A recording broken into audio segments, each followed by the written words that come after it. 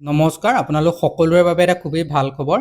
আজি আমি ভিডিঅ'টোত জুলাই মাহত নিযুক্তি কি বিভাগত নিযুক্তি বাবে আপোনালোকৰ আবেদন চলি আছে সেই সম্পৰ্কে আলোচনা কৰিম। টোটেল আজি আমি 5টা বিভাগৰ পৰা অহা পদ সম্পৰ্কে আলোচনা কৰিম, য'ত সকলোৰে বাবে আপোনালোকৰ পদ থাকিব। আপোনালোকে কেনেদৰে আবেদন কৰিব লাগিব গোটেইখিনি কথা এই ভিডিঅ'টোতে জানিব পাৰিব। তো আপোনালোক সকলোকে আমাৰ চেনেলৰ আসাম আপডেট চেনেলৰ অন্য এটা ভিডিঅ'লৈ সকলোকে স্বাগতম জনাইছোঁ। বলক আজি আমি দেৰি নকৰি আজি আমি ভিডিঅ'টোত কথা পাতোঁ, কেনেদৰে আপোনালোকে আবেদন কৰিব লাগিব, কোন ডিপাৰ্টমেণ্টৰ পৰা এই পদসমূহ আহিছে, ইয়াত আপোনালোকৰ এপ্লিকেশ্যন ফিজ কিমান থাকিব, গোটেইখিনি কথা আপোনালোকৰ আজি এই ভিডিঅ'টোতে কভাৰ কৰিম। ধৈৰ্য সহকাৰে আপোনালোকে ভিডিঅ'টো চাব, লগতে যিসকলে আমাৰ বৰ্তমান চেনেলত চাই আছে তেওঁলোকে আমাৰ চেনেলটো ছাবস্ক্ৰাইব কৰি ৰাখিব, যাতে এনেকুৱা ধৰণৰ ভিডিঅ'সমূহ আপোনালোকে আমাৰ চেনেলৰ জৰিয়তে অতি কম সময়ৰ ভিতৰতে পায়। বলক দেৰি নকৰি আজি আমাৰ ভিডিঅ'টো আৰম্ভ কৰোঁ। আজিৰ যিটো আমাৰ প্ৰথম নটিফিকেশ্যন আহিছে এইটো ৰেলৱে ৰিক্ৰুইটমেণ্ট বৰ্ড, চমুকৈ RRB ফালৰ পৰা আহিছে। ৰেলৱে ৰিক্ৰুইটমেণ্ট বৰ্ডৰ ফালৰ পৰা আগতো কেইবাটাও নটিফিকেশ্যন আহিছে, সেইখিনিও মই আমাৰ আগৰ ভিডিঅ'ত দিছোঁ। আপোনালোকে আমাৰ আগৰ ভিডিঅ'কেইটা চালে আপোনালোকে গম পাব। আৰু নেম অফ দ্য পোষ্ট হৈছে এইটো ছেকশ্যন কণ্ট্ৰলাৰৰ পোষ্ট হয়। 119টা পোষ্ট আছে। ইয়াত কোৱালিফিকেশ্যন গ্ৰেজুৱেট বিচাৰিছে। এইটো আপোনালোকে ভাবিব নালাগে যে গ্ৰেজুৱেটৰ কাৰণে ইয়াত পোষ্ট থাকিব, তেনে নহয়। সকলো লেভেলৰ কাৰণে মই কম্বাইন কৰি এইটো ভিডিঅ' বনাওঁ, এনেকুৱা এটা ভিডিঅ' যাতে সকলোৰে কাৰণে পোষ্ট থাকে আৰু সকলোৱে কণ্টিনিউ চাই যাব। আৰু ইয়াত এজ লিমিট 20ৰ পৰা 33 বছৰ বিচাৰিছে। এপ্লিকেশ্যন ফিজটো আপোনালোক সকলোৱে জানে যে RRB 250 টকা থাকে, ST SC বাকী কেণ্ডিডেটৰ কাৰণে, OBC আৰু জেনেৰেলৰ কাৰণে 550 টকা থাকে। ষ্টাৰ্টিং ডেট আপোনালোকৰ 15 জুলাইৰ পৰা এই পোষ্টকেইটাৰ আবেদন আৰম্ভ হ'ব আৰু লাষ্ট ডেট 14 আগষ্টলৈকে আপোনালোকে আবেদন কৰি থাকিব পাৰিব। ইয়াত 119টা পোষ্ট আছে আৰু ইয়াত আপোনালোকৰ পে স্কেল হ'ব পে লেভেলটো হ'ব 6, 7 CPC থাকিব আৰু 35,400 বেচিক পে হ'ব। মানে আপোনালোকৰ 35ৰ লগত আৰু বিভিন্ন ধৰণৰ এলাউন্সেছ লাইক এইটো এটা যথেষ্ট ভাল চেলাৰী হ'বগৈ গৈ। আৰু ইয়াৰ বাবে আপোনালোকক তেওঁলোকে যদি আবেদন কৰোঁতে কিবা ধৰণৰ অসুবিধাৰ সন্মুখীন হয়, তেনেহ'লে তেওঁলোকৰ কণ্টেক্ট নম্বৰ দিছে অফিচাৰৰ ভিতৰত, তেওঁলোকৰ লগত যোগাযোগ কৰিবৰ কাৰণে। বয়সৰ সময়সীমা 20ৰ পৰা 33 বছৰ লাগিব। 1 জুলাই 2026লৈকে আপোনালোকৰ কেলকুলেট কৰিব। এজ ৰিলেক্সেশ্যন ST SC ৰ বাবে 5 বছৰ, OBC কাৰণে 3 বছৰ, PWD আনৰিজাৰ্ভ EWS কাৰণে 10 বছৰ, PWD OBC কাৰণে 13 বছৰ, PWD ST SC কাৰণে 15 বছৰ আৰু মিনিমাম কোৱালিফিকেশ্যন গ্ৰেজুৱেট লাগিব। মেডিকেল ষ্টেণ্ডাৰ্ড A2 অৰ্থাৎ আপোনালোকৰ ভিজন 6969 হ'ব লাগিব। চকুৰটো ভাল, আপোনালোকে দেখাটো ভাল হ'ব লাগিব। আৰু আপোনালোকৰ ইয়াত কেণ্ডিডেটসকলৰ এপ্লিকেশ্যন ফিজ ষ্ট্ৰাকচাৰটো দিয়া আছে। আৰু লগতে ইয়াত গ্ৰেজুৱেট হ'লে আপোনালোকে আবেদন কৰিব পাৰিব। যিকোনো ষ্ট্ৰীমৰ পৰা গ্ৰেজুৱেট হ'লেই হ'ল, আপোনালোকে আৰ্ট ছায়েন্স কমাৰ্চ কোনো কথা নাই। যিকোনো ষ্ট্ৰীমৰ পৰা গ্ৰেজুৱেট হ'লে আপোনালোকে পোষ্টকেইটাৰ বাবে আবেদন কৰিব পাৰে। আবেদন 15 জুলাই 2026ৰ পৰা আৰম্ভ হ'ব। লাষ্ট ডেট আপোনালোকৰ 14 আগষ্ট 2026। প্ৰথমতে আপোনালোকে গৈ পেলাই ৰেজিষ্ট্ৰেশ্যন কৰি ল'ব লাগিব RRBত। তাত গৈ পেলাই তাৰপিছত এপ্লাই কৰিব লাগিব আৰু ছিংগুল ষ্টেজ কম্পিউটাৰ বেছ টেষ্ট হ'ব, CBT হ'ব, তাৰপিছত CBAT হ'ব আৰু তাৰপিছত আহিব ডকুমেণ্ট ভেৰিফিকেশ্যন এণ্ড মেডিকেল এক্সামিনেশ্যনৰ জৰিয়তে আপোনালোকৰ চাৰিটা ষ্টেজত আপোনালোকৰ চিলেকশ্যন প্ৰচিডিঅ'ৰ হ'ব। আৰু ইয়াত আপোনালোকৰ যিটো থাকিব কম্পিউটাৰ বেছ এক্সামত, তাত আপোনালোকৰ 120 মিনিট সময় থাকিব, 100টা কুৱেশ্যন থাকিব আৰু আপোনালোক 1/3কৈ আপোনালোকৰ নিগেটিভ মাৰ্কিং থাকিব। আৰু কম্পিউটাৰ বেছ যিটো এপ্টিটিউড টেষ্ট হ'ব, তাত আপোনালোকৰ আনৰিজাৰ্ভ ইয়াত ভেকেঞ্চিৰ ওপৰত বেছ কৰি তেওঁলোকে চিলেক্ট কৰি ৰাখিব এইটো ষ্টেজৰ আহিবৰ কাৰণে। আৰু ডকুমেণ্ট ভেৰিফিকেশ্যনটো আপোনালোক সকলোৱে জানেই। আৰু এনেদৰে আপোনালোকৰ চিলেকশ্যন হ'ব। এতিয়া হ'ব আমাৰ আজিৰ দ্বিতীয়টো যিটো নটিফিকেশ্যন হয় তাৰ ফাললৈ। এইটো আপোনালোকৰ 12+ যিসকলে কৰিছে তেওঁলোকৰ বাবে এইটো এটা ভেকেঞ্চি আহিছে, যিটোত আপোনালোকৰ 1 জুলাই 2005ৰ পৰা 1 জানুৱাৰী 2010ৰ ভিতৰত যিসকল কেণ্ডিডেটে জন্মগ্ৰহণ কৰিছে তেওঁলোকে পোষ্টটোৰ বাবে আবেদন কৰিব লাগিব। এপ্লিকেশ্যন ফিজ 550 টকা প্লাছ GST থাকিব। আবেদন আপোনালোকৰ 6 জুলাই 2026ৰ পৰা আৰম্ভ হৈছে আৰু 26 জুলাইলৈকে আপোনালোকে আবেদন কৰি থাকিব পাৰিব। এইকেইটা অগ্নিপথ স্কীমৰ আণ্ডাৰত অগ্নিবীৰৰ ভেকেঞ্চি হয়, এয়াৰফ'ৰ্চৰ ফালৰ পৰা ওলোৱা। আৰু ইয়াৰ ডিউৰেশ্যনটো 4 বছৰ হয়। এইটো সকলোৱে আপোনালোকে জানে, মিনিষ্ট্ৰী অফ ডিফেন্সৰ আণ্ডাৰত আহে। আৰু এইটো স্কীমটো 2022 চনৰ 14 জুনত লঞ্চ কৰিছিলে। আৰু ইয়াত অনলাইন মাধ্যমতে আপোনালোকৰ আবেদন হ'ব। 1 জুলাই 2005 চনৰ পৰা 1 জানুৱাৰী 2010 চনৰ ভিতৰত যিসকল কেণ্ডিডেটে জন্মগ্ৰহণ কৰিছে তেওঁলোকে আবেদন কৰিব পাৰিব। আৰু এডুকেশ্যন কোৱালিফিকেশ্যনটো যিসকল ছায়েন্স ষ্ট্ৰীম বেকগ্ৰাউণ্ডৰ হয়, অৰ্থাৎ ছায়েন্স ষ্ট্ৰীমৰ পৰা পাছ আউট হৈছে মিনিমাম 50% এগ্ৰিগেটেড মাৰ্ক লৈ, তেনেহ'লে আপোনালোকে আবেদন কৰিব পাৰিব। আৰু ইয়াত ছাবজেক্ট কেইটামানো মেনশ্যন কৰি দিছে, মেথমেটিক্স, ফিজিক্স এণ্ড ইংলিছ লৈ পাছ আউট হ'ব লাগিব। আৰু যিসকলে 3 বছৰীয়া ডিপ্ল'মা যদি কৰিছে, অৰ্থাৎ পলিটেকনিক পাছ কৰিছে, mechanical, electrical, electronics, automobile, computer science, instrumentation technology and information technology, তেনেহ'লে তেওঁলোকো আবেদন কৰিবলৈ আপোনালোক ইলিজিবল হ'ব। আৰু আদাৰ দেন চায়েন্স ষ্টুডেণ্টছ যদি হয় তেনেহ'লে আপোনালোকৰ আদাৰ্ছ তেতিয়াহ'লে আপোনালোকে ভকেশ্যনেল কোৰ্চ কৰা হ'লেও আপোনালোকে আবেদন কৰিব পাৰিব, কিন্তু 50% এগ্ৰিগেটেড মাৰ্ক লাগিব। আৰু হাইট আপোনালোকৰ কৈ দিছে কিমান হ'ব লাগিব, চেষ্ট কিমান কৈ দিছে, এইখিনি আপোনালোকে এবাৰ চাই ল'ব আহে নিজেই, নহ'লে ভিডিঅ'টো যথেষ্টখিনি দীঘল হৈ গৈ থাকিব। আৰু এইটো মেল ফিমেল দুয়োসকল কেণ্ডিডেটৰ কাৰণে হয়। আৰু আনমেৰিড হ'ব লাগিব দুইটা, মেল ফিমেল। মেৰিড হ'লে আপোনালোকে নোৱাৰিব। আৰু দৰমহাৰ যিটো ষ্ট্ৰাকচাৰ হয় এইটো আপোনালোকৰ ফাৰ্ষ্ট ইয়েৰ 30,000 টকাকৈ পাব। কেছ ইন হেণ্ড আপোনালোকৰ 21,000 আপোনালোকৰ কেছ ইন হেণ্ড আহিব। এইটো ষ্ট্ৰাকচাৰ আপোনালোকে স্ক্ৰীনশ্বট মাৰি চাই ল'ব পাৰে। আৰু ইয়াৰ বাবেও আপোনালোকে এক্সামিনেশ্যন ফিজ এটা পে'মেণ্ট কৰিব লাগিব, যিটো 550 টকা হয় all category candidate. ST SC বা তেওঁলোকৰ কাৰণে কোনো ধৰণৰ ইয়াত ৰিজাৰ্ভেশ্যন নাথাকে এই পোষ্টকেইটা মানে এপ্লিকেশ্যন ফিজৰ ক্ষেত্ৰত। 6 জুলাইৰ পৰা এই পোষ্টকেইটাৰ আবেদন চলি আছে আৰু লাষ্ট ডেট 26 জুলাইলৈকে আপোনালোকে আবেদন কৰি থাকিব পাৰিব। এতিয়া আকৌ আমাৰ আজিৰ 3 নম্বৰ যিটো নটিফিকেশ্যন তাৰ ফাললৈ।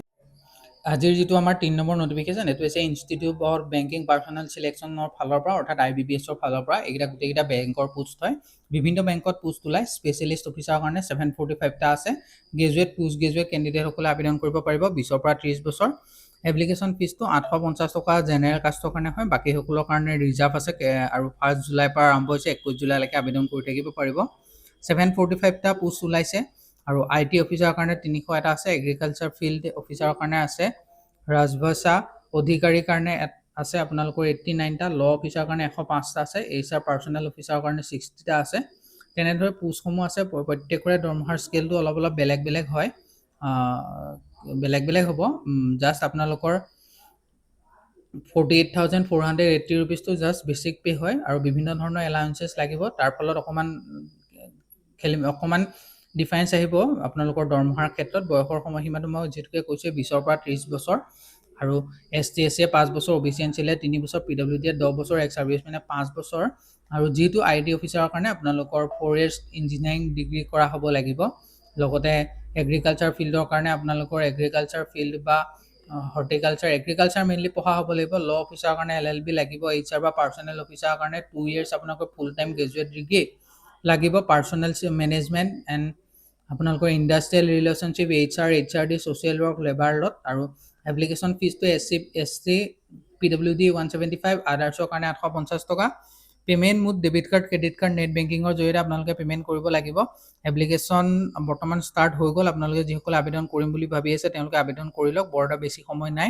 5 জুলাইৰ পৰা আবেদন আৰম্ভ হৈছে আৰু লাষ্ট ডেট 21 জুলাইলৈকে আপোনালোকৰ আবেদন চলি থাকিব। এইটো হৈ গ'ল আপোনালোকৰ 4 নম্বৰ আজিৰ যিটো নটিফিকেশ্যন। এইটো আহিছে কটন কৰ্প'ৰেশ্যন অফ ইণ্ডিয়া CCIৰ ফালৰ পৰা। Assistant manager, management trainer, junior assistant and আদাৰ্ছৰ কাৰণে 148টা পোষ্ট আছে। ইয়াত গ্ৰেজুৱেট আৰু পোষ্ট গ্ৰেজুৱেট কেণ্ডিডেটসকলে আবেদন কৰিব পাৰিব। এজ লিমিট 30ৰ পৰা 32 বছৰ। এপ্লিকেশ্যন ফিজ আপোনালোকৰ 1,770 টকা। আৰু 590 ৰুপিজটো ফৰ ৰিজাৰ্ভ কেটেগৰী কেণ্ডিডেট। 9 জুলাইৰ পৰা আবেদন আৰম্ভ হৈছে, লাষ্ট ডেট 24 জুলাইলৈকে থাকিব। যথেষ্ট হাই দিছে আপোনালোকৰ এপ্লিকেশ্যন ফিজটো। এছিষ্টেণ্ট মেনেজাৰ কাৰণে আপোনালোকৰ এটাই পোষ্ট আছে, আনৰিজাৰ্ভ পোষ্ট হয়। 40ৰ পৰা 1,40,000। আৰু আপাৰ এজ লিমিট আপোনালোকৰ 32। এডুকেশ্যন কোৱালিফিকেশ্যনটো post graduate degree with Hindi. 50% mark লৈ বিচাৰিছে। মিনিমাম 1 year এক্সপিৰিয়েঞ্চ বিচাৰিছে। এছিষ্টেণ্ট মেনেজাৰ ইনফৰমেশ্যন টেকন'লজি 102টা পোষ্ট আছে। দৰমহা স্কেল আপোনালোকৰ 40,000 পৰা 1,40,000। এডুকেশ্যন কোৱালিফিকেশ্যনটো MCA and BE ITCS কৰা হ'লে আপোনালোকে আবেদন কৰিব পাৰে। এক্সপিৰিয়েঞ্চ যদি আছে ভাল। মেনেজমেণ্ট ট্ৰেইনাৰৰ কাৰণে 103টা পোষ্ট আছে।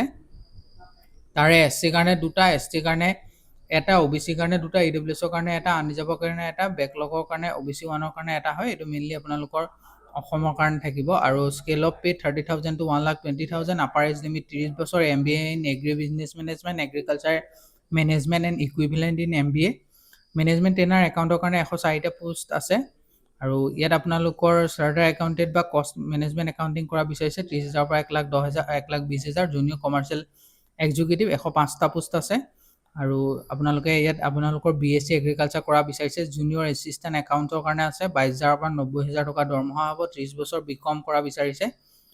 আৰু জুনিয়ৰ এছিষ্টেণ্ট জেনেৰেলৰ কাৰণে আছে 107টা পোষ্ট। 22,000 টকা বা 90,000 টকা আপোনালোকৰ চেলেৰি হ'ব। এনি গ্ৰেজুৱেটে আবেদন কৰিব পাৰিব।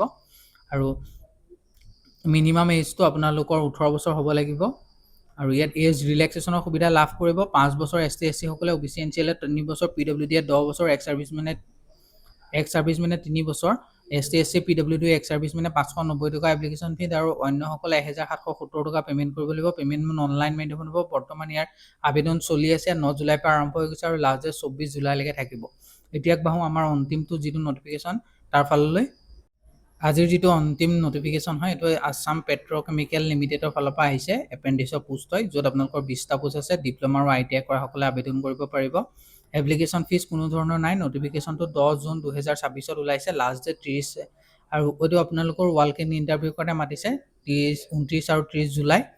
আছাম পেট্ৰ'কেমিকেল লিমিটেড এইটো এটা গভৰ্ণমেণ্ট অৰ্গেনাইজেশ্যনে হয় আৰু ইয়াত আপোনালোকৰ 20টা পোষ্ট আছে। মেকানিকেলৰ কাৰণে টোটেল 6টা চিট আছে। তাৰে ডিপ্ল'মাৰ কাৰণে 2টা আৰু ITI কাৰণে 4টা আছে। ইলেক্ট্ৰিকেলৰ কাৰণে 6টা থাকিব, তাতো ডিপ্ল'মাৰ কাৰণে 4টা আৰু ITI কাৰণে 2টা পোষ্ট থাকিব। ইনষ্ট্ৰুমেণ্টেশ্যনত 4টা পোষ্ট আছে, 2টা ডিপ্ল'মাত 2টা ITI আৰু চিভিলৰ কাৰণে 2টা পোষ্ট আছে, এইটো ডিপ্ল'মাৰ কাৰণে আছে। আৰু কেমিকেলত 2টা পোষ্ট আছে, তাৰে 2টা ডিপ্ল'মাতে আছে। আৰু টোটেল আপোনালোকৰ ডিপ্ল'মাত আপোনালোকৰ 12টা পোষ্ট আৰু ITI 8টা পোষ্ট থাকিব। মান্থলি ষ্টাইপেণ্ড 8,200 টকাৰ পৰা 9,600 টকা হ'ব আৰু ডিপ্ল'মা হোল্ডাৰসকলৰ বাবে 10,900 টকা থাকিব। ডিউৰেশ্যন অফ এপেণ্ডিক্স 1 years থাকিব। Location under Assam petrochemical limited নামৰূপত হ'ব।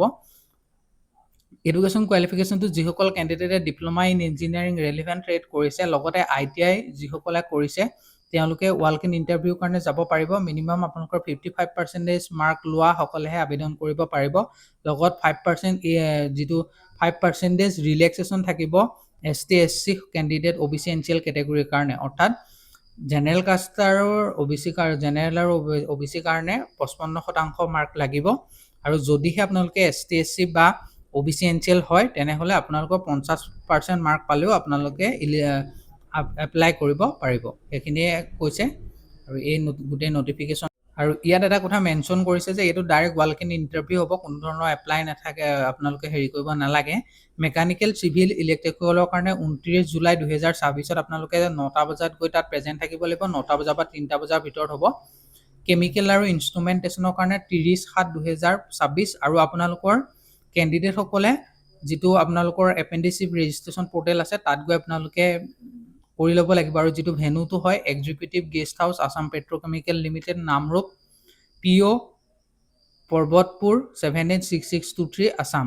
আৰু ডকুমেণ্ট ৰিকুৱাৰমেণ্ট কি লাগিব, আপোনালোকৰ 10% mark certificate, pass certificate, 12% power marksheet pass certificate, diploma ITI marksheet pass certificate, biodata, refer announce 1 and copy of bank passbook, address proof, copy of Aadhaar card, copy of PAN card, latest colour passport চাইজৰ photocopy 4 copy লাগিব, caste certificate, medical fitness certificate with ডক্টৰৰ পৰা চহী কৰি নিব লাগিব। আৰু 16টা ডিজিটৰ যিটো NTS 2.0 ৰেজিষ্টাৰ নাম্বাৰ হয় সেইটো আপোনালোকৰ লাগিব।